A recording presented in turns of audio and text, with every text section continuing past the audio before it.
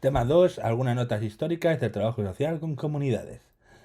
Al final, la historia de la intervención comunitaria y el trabajo social comunitario. Destacamos como una primera etapa un trabajo comunitario en el mundo anglosajón. Estamos hablando del siglo XIX al siglo XX. Y en este destacamos la revolución industrial y sus movimientos críticos. Encontramos cambios urbanos en Europa en el siglo XIX. Ante ello surgen distintas iniciativas que tratan de poner en valor lo colectivo frente a la explotación y alineación. Nos encontramos el socialismo utópico de Robert Owen, que proponía reformar el medio de producción industrial para crear pueblos cooperadores, voy a ser cooperativismo. Cercano al anarquismo nos encontramos a Pierre Joseph Proudhon, que apostó por el apoyo mutuo, sindicatos, cooperativas y mutuas, para instituir modelos de autoorganización obrera. Sus ideas influyeron en la Comuna de París, véase en el mutualismo, y surge también el reformismo liberal. No se trata de remover la causa profunda de la desigualdad y preocupa la desintegración social y el conflicto. Y surge en el campo de la asistencia social una corriente desculpabilizadora de los pobres, véase los settlements. En este trabajo comunitario en el mundo anglosajón nos encontramos que los settlements en Gran Bretaña de finales del 19, en la década de 1860, las entidades caritativas que distribuyen limosna entre los menesterosos. En este sentido, el empuje del movimiento obrero y el surgimiento de impulsos reformistas en el seno del liberalismo, lo que acaban haciendo es que surja el movimiento de los settlements por Tobin Hall en Londres, promovido por el matrimonio Barnett. La reacción al individualismo metodológico de las COS, que es una solución a partir de atención individualizada para el movimiento de los settlements. Los problemas tienen una etiología ambiental y es en ese ambiente en el que hay que intervenir, modificar las condiciones sociales. Se crean centros sociales y culturales en los que se produjera contacto social entre vecinos de barrios empobrecidos y personas mejor posicionadas. Y bueno, en Toimenhal nos encontramos con tres propósitos. El primero, la educación y el desarrollo cultural de los pobres. El dos, la información y sensibilización sobre las condiciones de vida de los pobres. Y tres, la creación de interés general para reformas sociales, sanitarias, laborales. Los settlements llegan a Estados Unidos y en Estados Unidos es un país creado apenas un siglo a partir de la llegada de los colonos, los esclavos y la aniquilación de los indígenas y se fue convirtiendo pronto en un nuevo centro mundial del incipiente capitalismo, en el triunfo de las ideas liberales, de libre comercio, etcétera, etcétera, pero hay fuertes desigualdades sociales y la clase obrera fue creciendo gracias a la llegada de millones de inmigrantes, produciendo un paisaje social de carácter multicultural. James Adams, hija de un miembro del ferrocarril clandestino y Ellen Gatestar, fundan la Hull House de Chicago, a la que se unió Florence Kelly. Y bueno, la Hull House y los settlements norteamericanos en general tienen un carácter más progresista que los de las experiencias británicas. En 1910 ya había 400 asentamientos en Estados Unidos y en ellos se enseñaba a ingresar a los inmigrantes, claro, el comportamiento cívico del entorno, actos culturales, reunión de organizaciones obreras, guarderías, grupos de tiempo libre, primero grupos de autoayuda, grupos de lectura para mujeres, jóvenes, deporte, talleres de música, pintura, arte, debates sobre temas de actualidad y algunos servicios asistenciales muy básicos, como ya inmediata, vivienda, alimentos, información, derivación. La diferencia respecto a organizaciones caritativas está en un enfoque más optimista sobre las personas. Una de las líneas de los discursos era el empoderamiento. La metodología de trabajo comunitario en el mundo anglosajón. La metodología de estos segmentos será, pues, el primero, un enfoque preventivo que busca cambiar el entorno frente al enfoque caritativo, individualista de las cosas, que trata de cambiar el individuo. Pues se tiene una visión más positiva de los pobres, menos moralistas, y se pone el acento en la confianza mutua. La B, los grupos de amistad entre diferentes personas, poniendo en valor la diversidad y el mestizaje.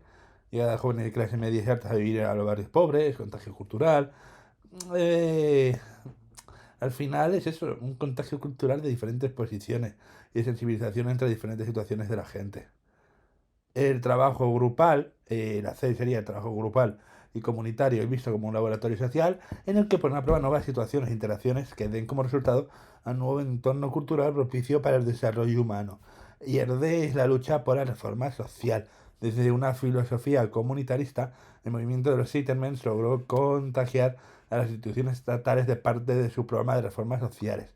Véase el periodo progresista de 1900 a 1915. Bueno, ya se acabó produciendo una consolidación del trabajo social comunitario en Estados Unidos. Tras el periodo glorioso de 1900 a 1915, se inició una decadencia de los settlements y el resurgimiento del enfoque individual. Y bueno, al final, en la década de 1920, surge el trabajo comunitario como un campo específico, consolidándose en la década de 1940. La inmigración recibida de países europeos es el desencadenante de la formación del Consejo de Bienestar, con un propósito doble, que era coordinar la acción de diferentes agencias asistenciales públicas y privadas y de acción social. En la organización comunitaria y planificación social, nos encontramos que a mediados del siglo XX se reconoce en Norteamérica la organización comunitaria como un método en el trabajo social. Murray G. Ross es uno de los representantes más importantes de la organización comunitaria. Esta consiste en una actividad encaminada a mejorar la cooperación interna de las comunidades con el fin de mejorar las posibilidades de acceder a sus metas. Otro objeto de la organización comunitaria es el cambio planificado, un abordaje pragmático de la realidad que aplica la racionalidad técnica a los problemas concretos de una comunidad y conlleva un cambio dinámico que, según Rupp, parte del conflicto y malestar y trata de llegar al consenso como solución. Nos encontramos el trabajo comunitario activista, que está promovido por Saul Alinsky, y al final este trabajo comunitario activista de Saul Alinsky implica que el trabajo comunitario se conecta con el contexto político y ante esta represión que sufren las comunidades cuando intentan autoorganizarse o cuando reivindican derechos, las tácticas de postura Alinsky son siempre imaginativas, tratando de jugar con ingenio y con la comunicación. Y también en este sentido con los significados, con el campo de juego y con humor antes que insulto. Postura, producciones de tácticas que partan siempre del campo de experiencia de las comunidades y que vayan orientadas a lo práctico. Una máxima partiendo un común, se establecen demandas concretas y en ese proceso se produce el empoderamiento. Es un conflicto y no en el consenso donde está la clave del trabajo comunitario de Alinsky, hacer comunidad. También cabría mencionar el trabajo comunitario activista y todo el movimiento que se realizó desde las Panteras Negras, que las Panteras Negras al final fue una organización contra el racismo que, bueno, que cambió el fusil por el delantal. Al final ese movimiento, que es derivado del movimiento por derechos civiles, y las Panteras Negras radicalizaron el discurso y la práctica, además de llevar a cabo acciones políticas armadas que los sistemas comunitarios de apoyo mutuo y autogestión en objetos. Y al final fue un empoderamiento de la población negra en general. Fue tal la potencia del movimiento que además de la represión fueron necesarias otras estrategias de desactivación de los barrios negros. Y bueno, hay quien entiende que solamente así se extendió la epidemia de la heroína. Ahora nos encontramos en el trabajo comunitario en Latinoamérica en el siglo XX. Una frase aquí de Pepe Mujica: como todos los derrotados, no pude cambiar el mundo y decidí cambiar el barrio. Cabe destacar el contexto histórico en la segunda mitad del siglo XX en Latinoamérica, destaca el trabajo de potenciación de la comunidad a través de grupos de educación. Véase la alfabetización. Hay una ebullición política mundial en los años 60-70 y bueno, al final se busca construir sociedades basadas en el socialismo y el comunismo y que ponen por delante los valores de igualdad y la igualdad. En este sentido, nos encontramos con el movimiento de reconceptualización y el marxismo. Desde una versión marxista se entiende que las condiciones materiales crean las condiciones objetivas, pero acudiendo a las ideas de Gramsci, el reto consistiría en crear las condiciones culturales que pusieran en cuestión la ideología hegemónica y legitimadora de la estructura social capitalista. Por eso el trabajo social tendría una visión, en cierto modo, iluminista cultural. Los sujetos oprimidos, una vez conocen la estructura que les oprimen, quieren liberarse. El trabajo social crítico del movimiento de reconceptualización se cuestiona las metodologías adaptativas individualistas llegadas a Estados Unidos, causas individuales de los problemas que conllevan una intervención sobre el individuo para adaptarse a la sociedad. Se postula un cambio estructural de la sociedad, se busca dedicarse en cierto sentido al activismo político y al final transformar la práctica profesional.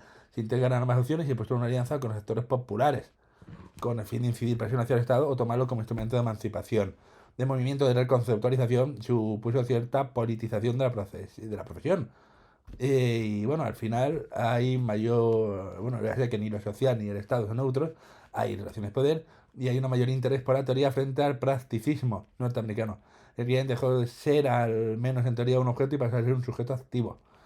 Encontramos aún que en Brasil, con este movimiento de reconceptualización y el marxismo, en Brasil hay teorías de la dependencia y la teoría de la liberalización, alumbran la pedagogía de Paulo Freire, la concienciación mediante grupos de alfabetización y también el teatro del oprimido de Augusto Ball.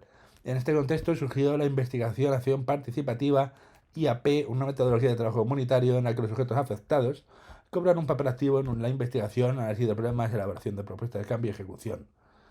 Ahora pasamos al trabajo comunitario en España en siglos XX y XXI. El trabajo comunitario en España en el siglo XX y XXI llega con el desarrollo comunitario final pues llega de Europa. Se sigue a Cristina Robertis y Henri Pascal en 1987, a mediados del siglo XX. Existía una dicotomía entre organización comunitaria, que está planteada para mejorar el funcionamiento de las comunidades en el mundo desarrollado rico, y desarrollo comunitario para países subdesarrollados o en proceso de descolonización. En Europa, tras la Segunda Guerra Mundial, como en Latinoamérica, es objeto de acciones de desarrollo auspiciadas por Estados Unidos y Naciones Unidas, pero sobre todo en países del sur de Europa donde se llevan a cabo este tipo de intervenciones de desarrollo comunitario. En España, a finales del franquismo, la acción comunitaria se desarrolla principalmente en el campo educativo. Véase la animación sociocultural y la educación popular, y en el campo del desarrollo económico local. Durante el franquismo y la transición hay un vínculo Iglesia-Estado, y el trabajo social se ejerce de una manera asistencial moralizadora en algunos órganos del Estado y en organizaciones relacionadas con la Iglesia. Al final es una acción asistencial beneficencia.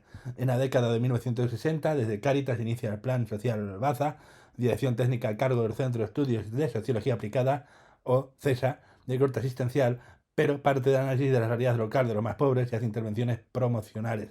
La racionalización técnica de los recursos impera en estos proyectos de desarrollo comunitario. Destaca la figura de Montserrat Colomer como impulsora del trabajo comunitario dentro de Cáritas, aporta metodológicos, método básico del trabajo social en promover la participación de la población. Marco Marchiori aterriza en España y forma profesionales y desarrolla proyectos de desarrollo comunitario. Aún durante el franquismo y la transición, nos encontramos con el debate de la reconceptualización acaba penetrando en España. Los cristianos de base animan un trabajo comunitario de alianza con los pobres en la reivindicación de derechos.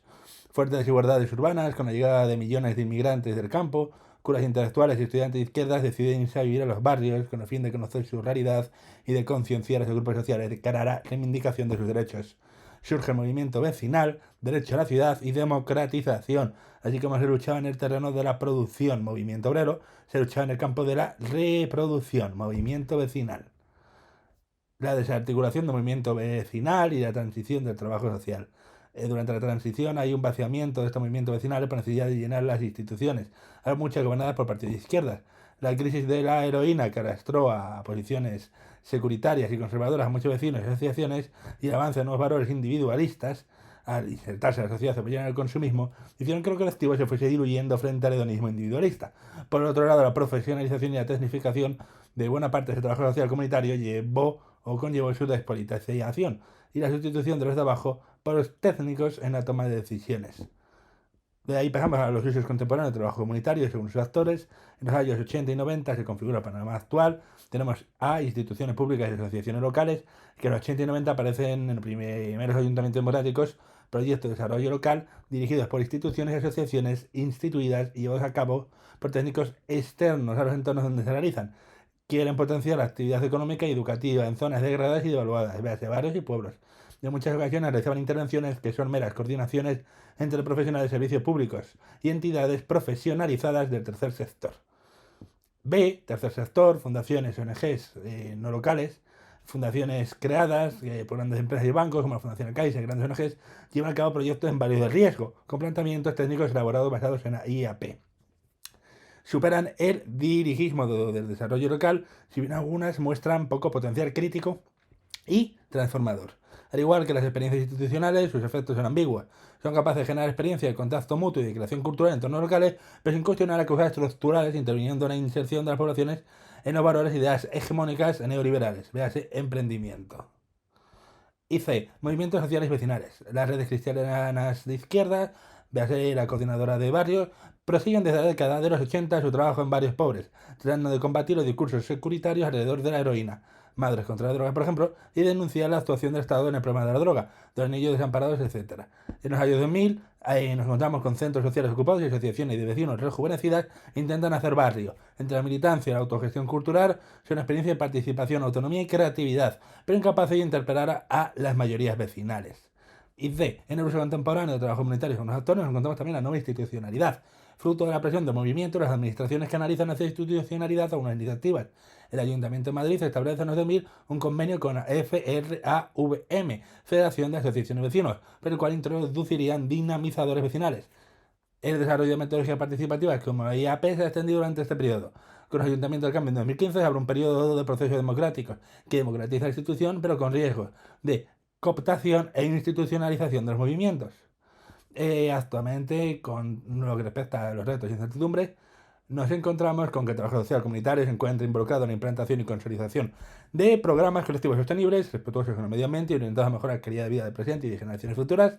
Algunos de los retos del trabajo social comunitario están las migraciones, los nuevos sistemas y modos de producción, la incorporación de nuevos profesionales a los servicios sociales, la descentralización, el pacto social, las nuevas estructuras y dinámicas familiares, nuevas formas de asentamientos humanos, etc.